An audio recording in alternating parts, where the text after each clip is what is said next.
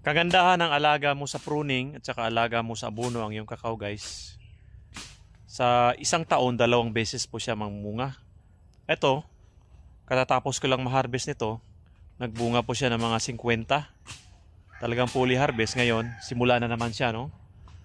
Sa mga chiril, sa mga pods. For the next season. 6 months. So mga Mayo ito.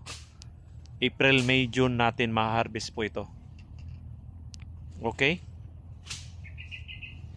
Kaya pag sa pruning natin, heavy pruning, isang beses lang po natin gagawin. Yung the rest, konti na lang po yung kukunin natin. 10%, 20% kada pruning.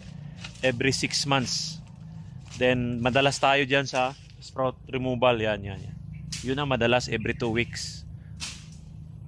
Lagi siyang tumutubo. Pag wala naman gamit yan, pwede natin tanggalin. Kasi competition yan sa mga nutrients sa ating kakao. Tulad yan, maraming mga bulaklak. Marami tayong na-harvest dito mga kakao lover. So at least magbunga ito sa isang taon ng 100.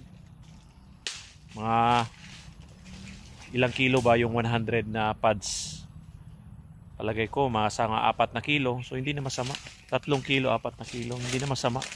Sa isang puno na dry. Alright?